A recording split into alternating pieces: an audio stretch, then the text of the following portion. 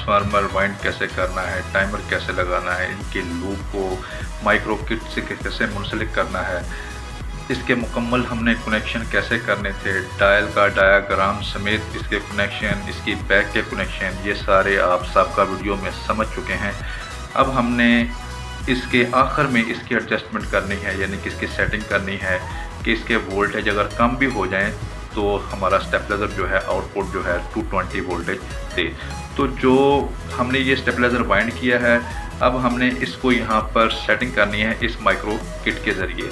साथियों, यहाँ पर टाइम डिले जो सर्किट है उसके कनेक्शन को हमने यहाँ से फ़िलहाल ख़त्म कर दिया है इस सर्किट से, क्योंकि हमने इसकी सेटिंग करनी है तो ये बार बार हमें टाइमर जो है यानी टाइम डिले सर्किट है इसको ऑन ना करना पड़े और वेट ना करना पड़े, तो लिहाजा इसको हमने इसके कनेक्शन ख़त्म कर दिए। अब हम इसकी सेटिंग करते हैं। जी तो साथियों, यहाँ पर आप देख सकते हैं कि मैंने रेगुलेटर को 220 सप्लाई के साथ मुंसलिक कर दिया और यहाँ पर आपके सामने जो वोल्टेज आ रहे हैं वो 166 वोल्टेज अप डाउन हो रहे हैं। एक और बात भी आपके जहन में रहे, क्योंकि इसमें से 3 लूप्स ही हमने बाहर निकाली है, 210, 245 और 285 की, तो लिहाजा जब हम इसको लेंगे तो यहाँ पर मीटर के ऊपर वोल्टेज जो हैं ये कमो बेश हो सकते हैं। यानी कि हम ये कहें कि इसे हर सूरत में 220 वोल्ट ही होना चाहिए, ऐसा नहीं होगा।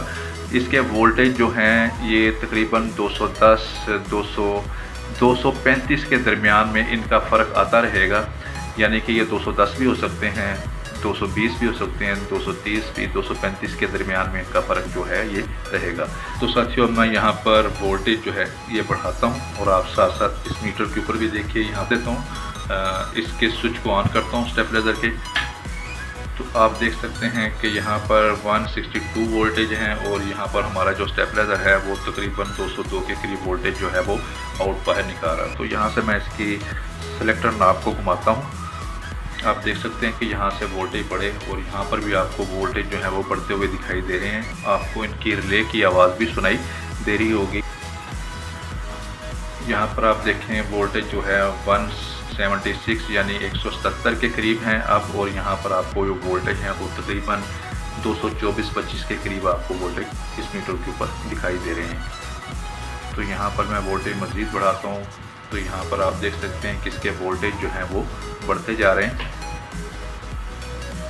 यहाँ पर 204 वोल्टेज और यहाँ पर भी आप वोल्टेज देख रहे हैं कि कमो बेश हो रहे हैं थोड़े से। मज़ीद में इसको घुमाता हूँ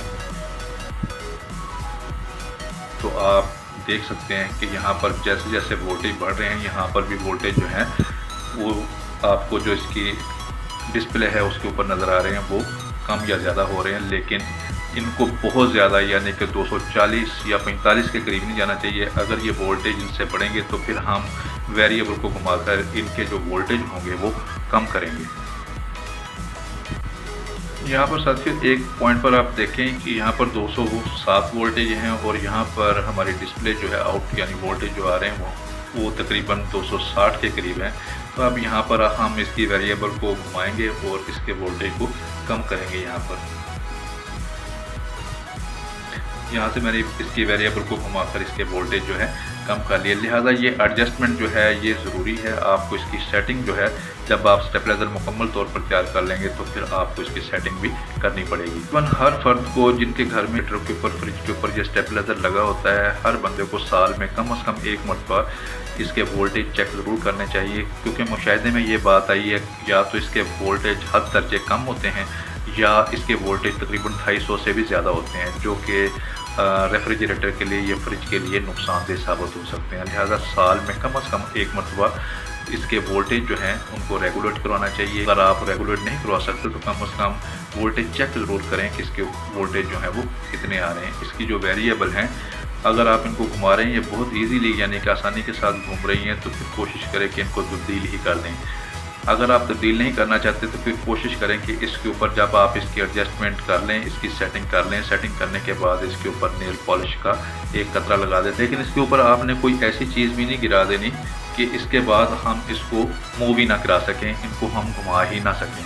तो लिहाजा इसके ऊपर बेहतर तरीका ये है कि आप नेल पॉलिश लें और वो इसके ऊपर लगा दें ताकि ये आसानी के साथ बाद में मूव ना कर सकें। अज़ीज़ दोस्तों, काम सीखिए, सिखाइए और अमली तौर पर ख़ुद भी कीजिए, लेकिन हिफाजती पहलू को मद्देनज़र रखते हुए बहुत जल्द मिलते हैं एक नई वीडियो के साथ। तब तक के लिए इजाज़त, अल्लाह हाफ़िज़।